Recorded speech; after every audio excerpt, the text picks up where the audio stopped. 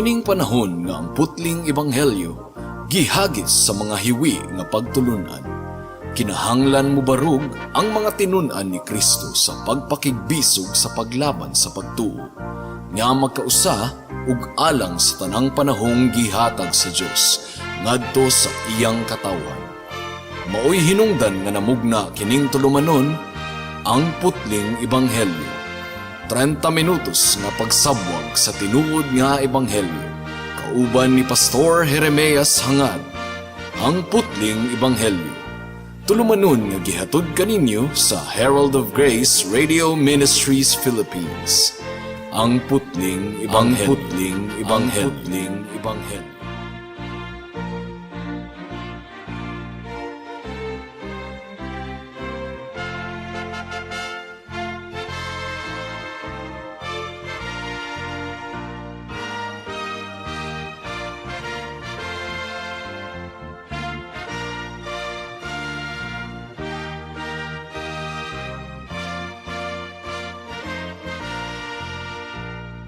Alang sa pagpamalandong sa pulong sa Ginoo niining taknaa atong pagabuksan ang atong Biblia sa Mark chapter 15 verse 33 hangtod sa 38.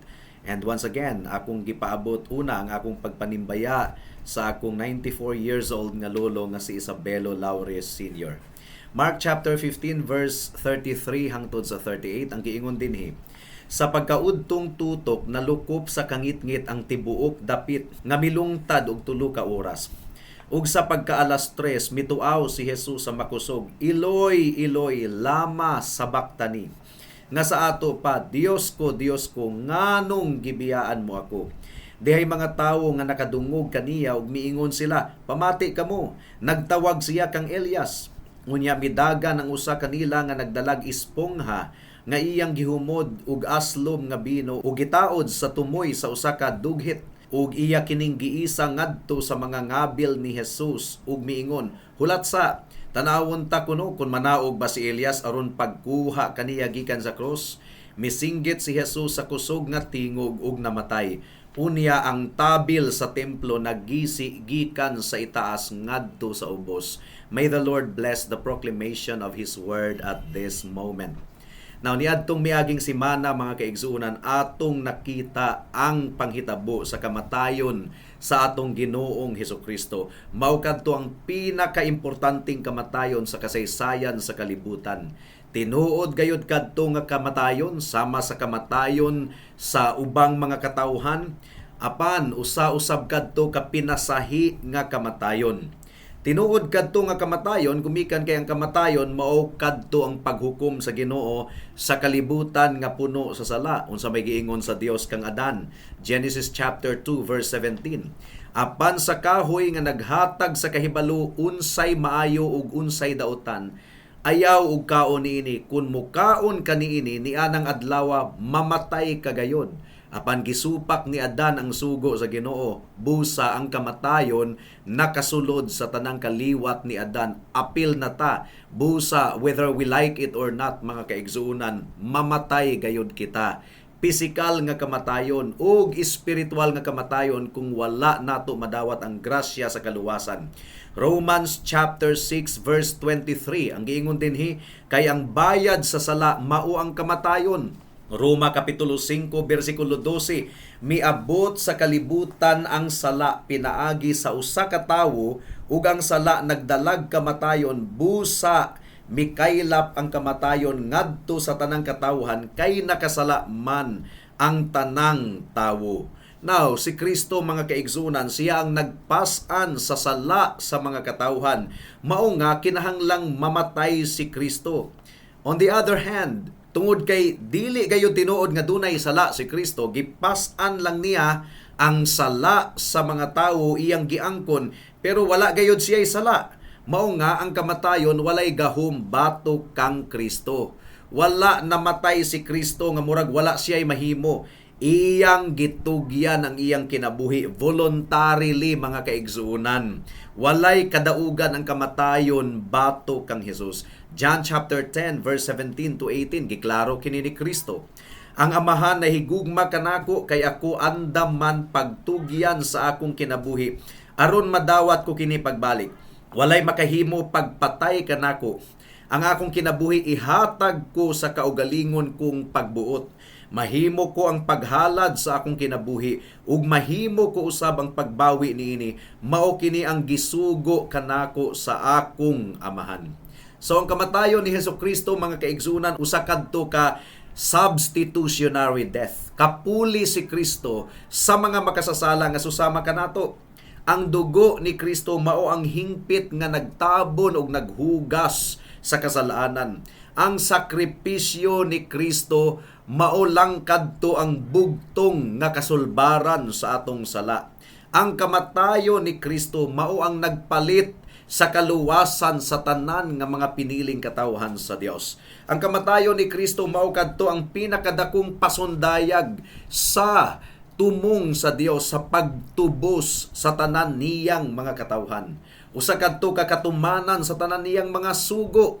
As it was accomplished, God displayed His power and glory in several ways. Mao nga sa kamatayon ni Kristo didto sa cross, adunay mga sinyales, adunay mga milagro nga nahitabo dungan, mga kaigsuonan. Ug atong tan-awon ang girecord ni Marcos ug ang girecord ni Matthew mahitungod sa mga katingalahang butang nga nahitabo dungan sa pagkamatay sa atong Ginoong Hesukristo. Ug kining mga milagro, mga kaigsunan, nagapakita kanato kung unsa ang gibuhat sa Dios sa pagkamatay ni Kristo. It was His amazing work. Psalm chapter 118 verse 23 hangtod sa 24. Ang giingon dinhi, buhat kini sa Ginoo ug katingalahan kaayo. Mao kini ang adlaw nga hinumduman nato ang pagluwas sa Ginoo kanato. Maglipay ug magmaya kita niini. So, atong tan-awon kini nga mga milagro. Una, ang kangit-ngit mitabon sa tibuok palibot, mga kaigsuunan. Gikan sa alas 12 sa udtong tutok hangtod sa alas 3 sa hapon, mura og kangit-ngit sa tungang kagabhion. Ang giingon sa verse 33, sa pagkaudtong tutok nalukop sa kangit-ngit ang tibuok dapit nga milungtad og 3 ka oras. So, supernatural kadto nga kangit-ngit. Ug nagtuo kita nga tibuok kalibutan nangit-ngitan ni adtong tungura. Ug dili na kini ikakurat, mga kaigsuunan, nga gitangtang sa Ginoo ang kahayag sa iyang mga binuhat. Gumikan kay ang Dios kahayag ug iyang gitalikdan ang iyang bugtong anak ni adtong tungura. Gumikan kay gipas-an ni Kristo ang sala sa mga katawhan. Ang kangit-ngit mao kadto ang natural nga sinyales nga mitalikod gayod ang atong Dios. Ang kahayag, mga kaigsuunan, nauna kaysa sa adlaw. Ug sakto ra gayod, mga kaigsuunan, nga mawagtang ang kahayag ni atong tungura sa tanang binuhat gumikan kay gisilutan sa Ginoo ang iyang bugtong anak nga si Hesukristo on our behalf. Mao kadto ang naghatag og kahulugan sa mga pulong nga gisinggit sa atong Ginoong Hesukristo. Dios ko, nganong gibiyaan mo ako? Gibiyaan gayod si Kristo, nag-inusara niyang gipas-an ang sala sa tanan niyang mga katawhan. Mura kadtog alas 12 sa tungang gabi nga nahitabo sa alas 12 sa udtong tutok. Gikan sa alas 9 sa bungtag hangtod sa alas 12 sa udtong tutok, busy kayo ang Kalbaryo. Ang mga sundalo, ilang gituman ang mga buluhaton nila, ang mga milabay, nagbugal-bugal sila kang Jesus. Unya, giluwas ni Kristo ang usa ka kriminal nga naghinulsol didto sa cross, ug iyang gihupay ang iyang inahan, ug nagprovide siya alang sa katigwangon sa iyang inahan nga si Maria. Now, ang nahitabo gikan sa alas 12 hangtod sa alas 3, usa kini ka misteryosong butang, mga kaigsunan. Gumikan kay walay gipadayag ang Biblia kung unsa ang nahitabo gikan sa alas 12 hangtod sa alas 3. Gawas lamang nga giingon nga gitabunan sa kangit-ngit ang tibuok dapit. Giinom ni Kristo ang kupa sa tunglo sa Ginoo niadtong tungura alas 12 hangtod sa alas 3. Ngit-ngit kayo. Wala naka-record sa Biblia nga dunay gilitok si Kristo bisag usa ka pulong niining puntuha. O wala gayoy panghitabo sa kasaysayan sa kalibutan nga adunay 3 ka oras nga ingon ni adto kakatingalahan mga kaigsuonan.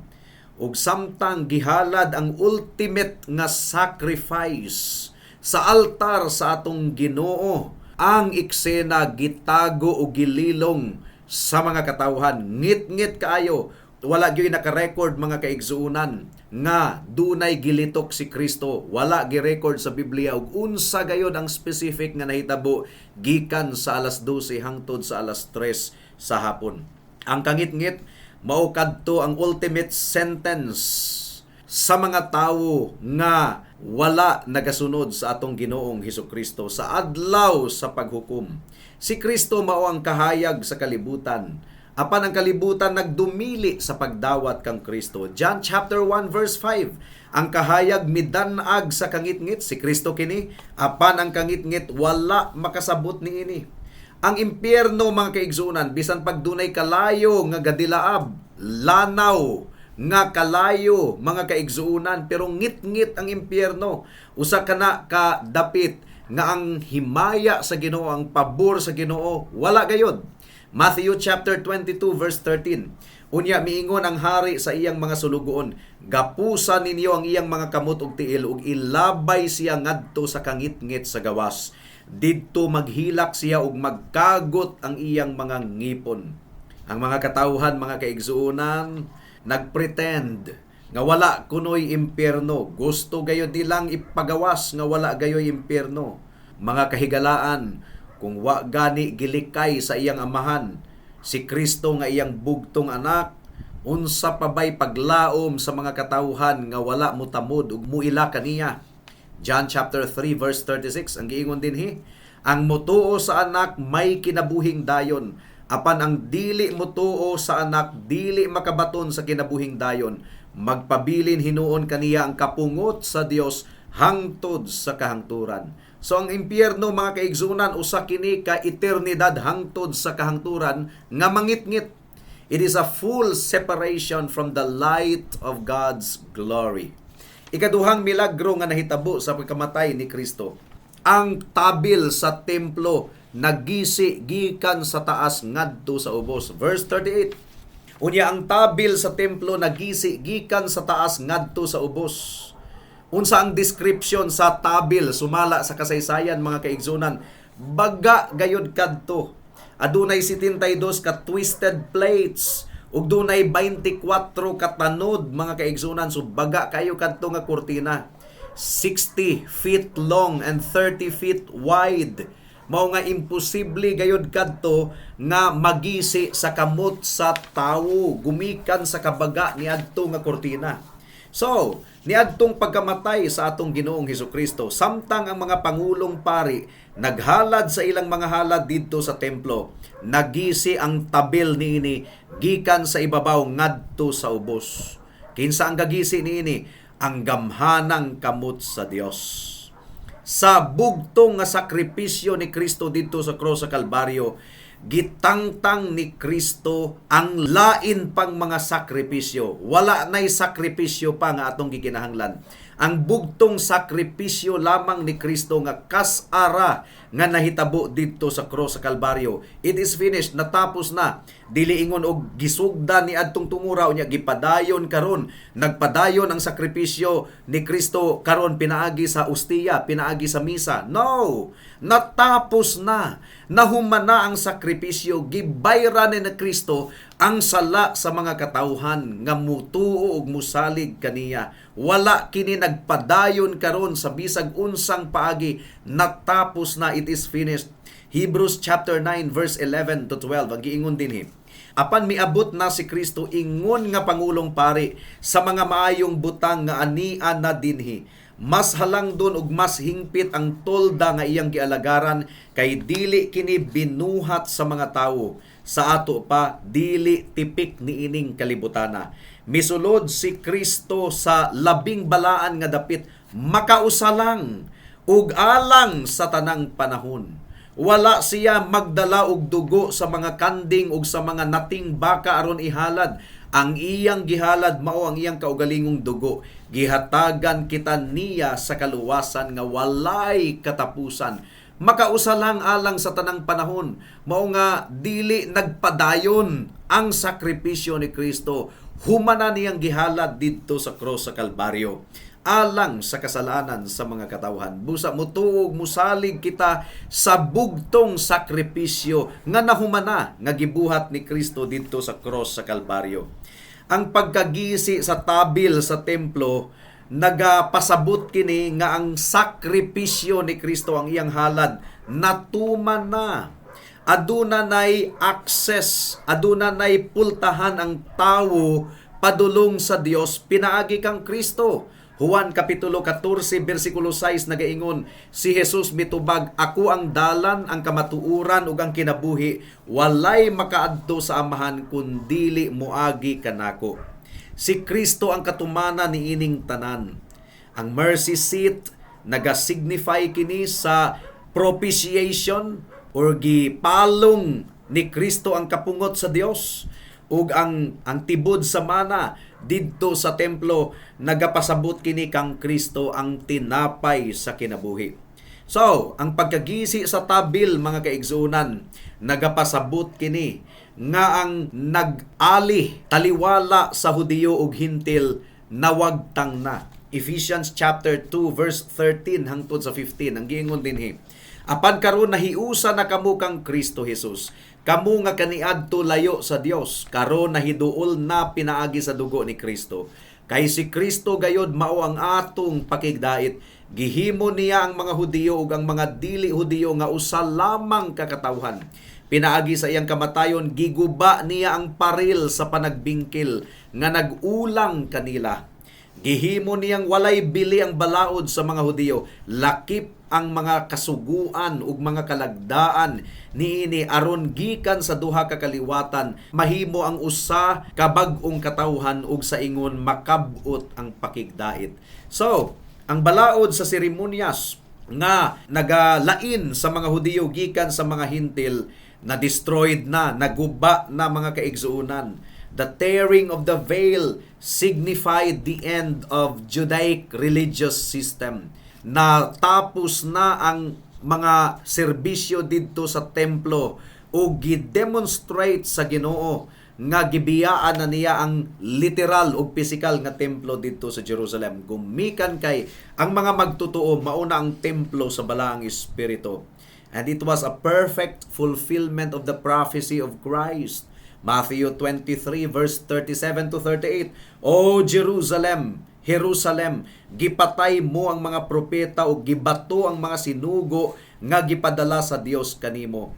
Pagkadaghang higayon nga buot na kung tigumon ang tanan mong mga anak sama sa usa ka himungaan nga nagtigom sa iyang mga piso, ilalom sa iyang mga pako apan nagdumili ka, karon biyaan sa hingpit ang imong balay ug magmingaw kini.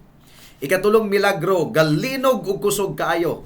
Na-record kini ni Matthew chapter 27 verse 51. Unya ang tabil sa templo nagisi gikan sa taas ngadto sa ubos, nauyog ang yuta ug nangapikas ang mga bato.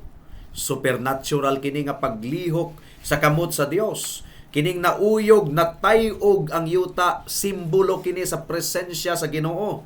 Sumala sa nahitabo sa Exodus 19:18. Ang tibuok bukid sa Sinai naputos sa aso, kay ang Ginoo mikunsad man niini sa dagway sa kalayo. Misaka ang aso sama sa aso gikan sa usa ka hudno ug naglinog didto sa tibuok bukid.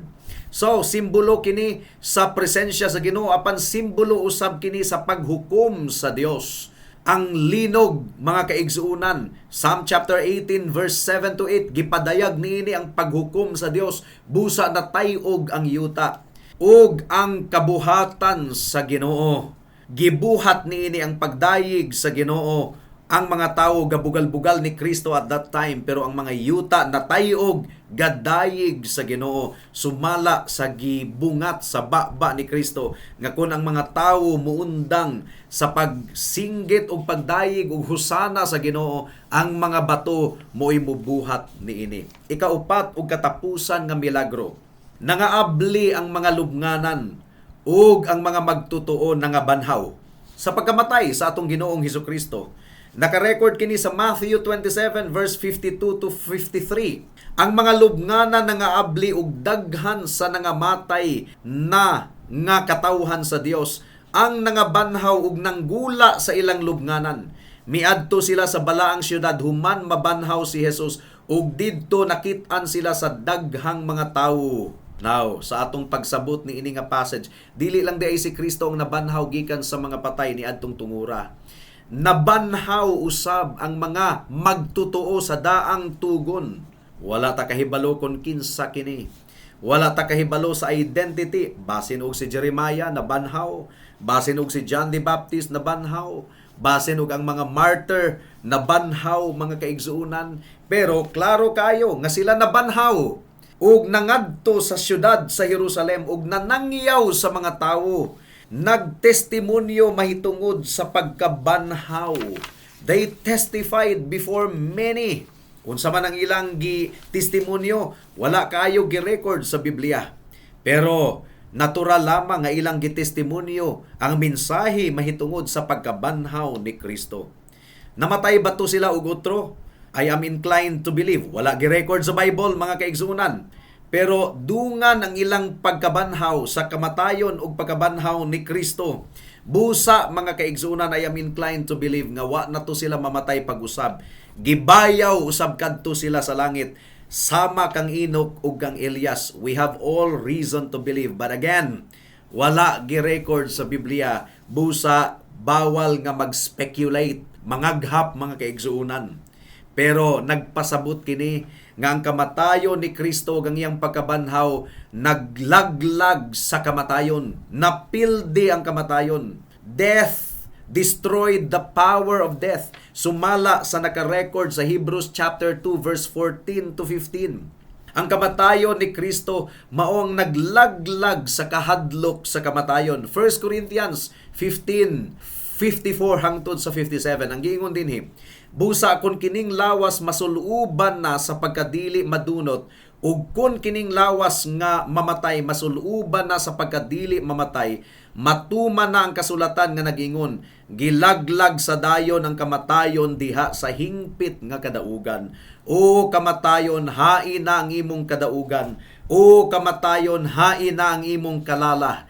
Ang kalala sa kamatayon nagikan sa sala ug ang gahom sa sala nagikan sa balaod. Apan salamat sa Dios nga naghatag kanatog kadaugan pinaagi sa atong Ginoong Hesukristo. Busa pagkahuman sa pagkabanhaw ni Kristo, kining mga nangabanhaw usab misulod ngadto sa Jerusalem ug nagpakita sa daghang mga tawo ug sila nagsangyaw, nagtestimonyo mahitungod sa gahom sa kamatayon ni Kristo ug sa iyang pagkabanhaw. Now, kining mga butanga, mga milagro adunay epekto sa mga naka-observe. Matthew 27:54 ang giingon dinhi, sa diha nga ang opisyal ug ang iyang mga sundalo nga nagbantay kang Hesus nakamatikod sa linog ug sa tanan nga nahitabo, nangahadlok sila pag-ayo ug miingon siya gayod ang anak sa Dios. So nahimo silang magtotoo. Pero ang kadaghanan nagpabiling gahi, nagpabiling tiga. Kumusta ka higala? Nasabtan mo ba ang mensahe sa kamatayon ni Kristo ug pagkabanhaw? Maukadto ang kasulbaran sa problema sa sala sa mga katawhan. Ikaw makasasala og dili ka makaluwas sa imong kaugalingon. Ang imong maayong buhat dili makaluwas nimo, kay ang imong maayong buhat hugawng panapton at tubangan sa Dios. Kinahanglan nga masuluban ikaw sa pagkamatarong ni Kristo ug mahugasan ikaw sa iyang dugo. Mahitabo kini kanimo niining taknaa mga kaigsunan kung ikaw maghinulsol sa imong sala ug mudangup lamang kang Kristo ug musalig lamang kaniya ingon nga imong Ginoo ug personal nga manluluwas. Buhata kini karon kay basin ug ugma ulahin na ang tanan. Magampo ta. Salamat o Dios sa gahom nga imong gipakita ni adtong namatay si Kristo ug nabanhaw. Kini nga mga milagro dili namo angayng baliwalaon. Hinaot nga naking istorya ikaw sa matag usa kanamo ug ang bunga niini mao ang kaluwasan sa mga wala pa kang Kristo. In Jesus name we pray. Amen.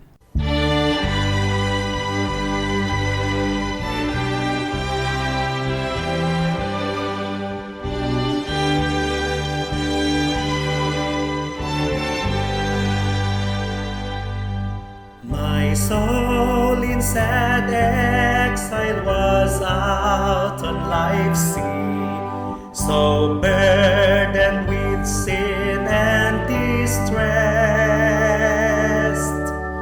till I heard a sweet voice saying, "Make me your choice," and I entered the haven of rest.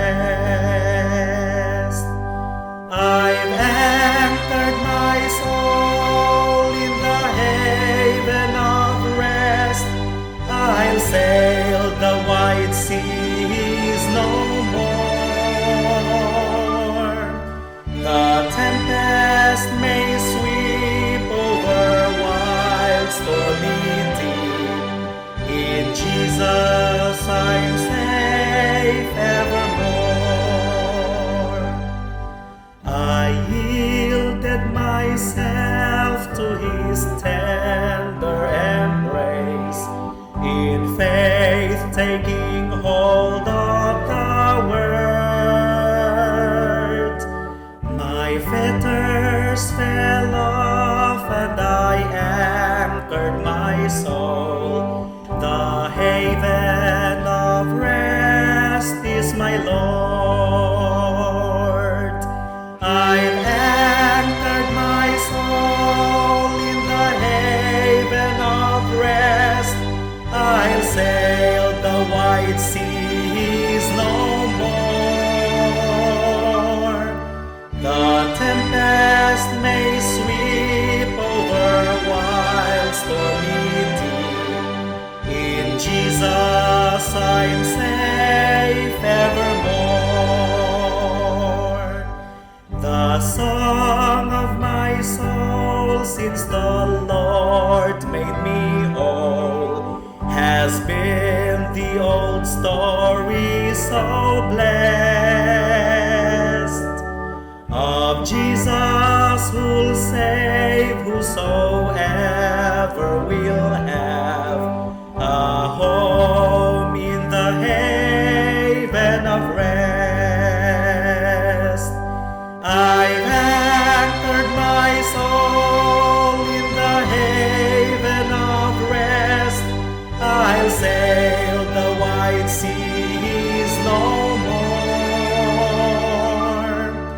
The tempest may sweep over wild stormy deep. In Jesus I'm safe evermore. How precious the thought that we all may recline, like John the beloved, so blessed, on Jesus' strong arm, where no tempest can harm, secure in the haven of rest. I've anchored my soul in the haven of rest. I'll sail the wide seas no more. The tempest may sweep over wild stormy deep. In Jesus I'm safe evermore. Oh, come to the Savior, He mightily calls, to save by His power divine. Come anchor your soul in the haven of rest, and say, my beloved is mine. I've anchored my soul in the haven of rest. I'll sail the wide seas no more. The tempest may sweep over wild stormy deep. In Jesus I'm safe evermore.